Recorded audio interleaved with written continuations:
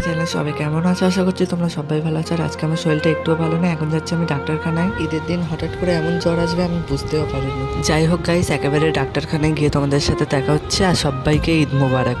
Finally চলে এসেছি ডাক্তারখানায়। তারপরে ওখানে গিয়ে আমি বলি আমার কি কি হচ্ছে, তো তারপরে উনি বললো যে একটা ইনজেকশন। আমি ভাবলাম উনি আমার সাথে মজা করছে, কিন্তু না, বলার সাথে সাথে ইনজেকশন রেডি করে দিয়েছে। ইনজেকশন রেডি করে আমাকে দিয়ে দিল একটা ডোজ। আমি প্রথমবার দেখলাম যে জ্বর হলে ইনজেকশন দিতে হয়। আমার আরও একটা প্রবলেম হয়েছে, যেটা কি হচ্ছে আমার গায়ে ছুলি বার হয়েছে।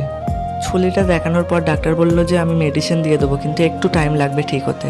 প্রথমে দিয়ে দিল এই একটা সাবান, তোমরাও নিতে পারো যাদের যাদের ছুলি হয়েছে। তারপরে দিয়ে দিল এই 4টে ওষুধ। শুধু এই দুটোই না, আরও একটা লোশন বাকি। ডাক্তার বললো যে এখানে ওটা নেই, আমি লিখে দিচ্ছি, তোমরা বাইরে থেকে নিয়ে নিতে পারো। তারপরে দিয়ে দেয় আমাকে একটা এনার্জি ড্রিঙ্ক, যেটা কি খেতে খুবই বাজে। মাত্র একটা খেয়ে বললাম যে এত বাজে, এখনো এতটা এনার্জি ড্রিঙ্ক আমাকে খেতে হবে।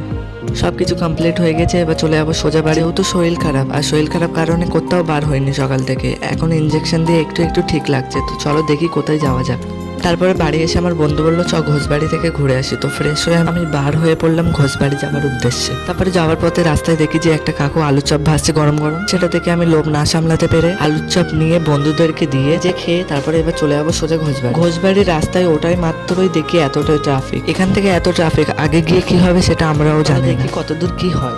একটু আগে যাবার পর একটা কাকু বললো যে আগে তোমরা যেতে পারবে না, আগে প্রচুর ট্রাফিক, তো আমরা গাড়ি ঘুরিয়ে ডাইরেক্ট চলে যাবো এবার কাটাখালি।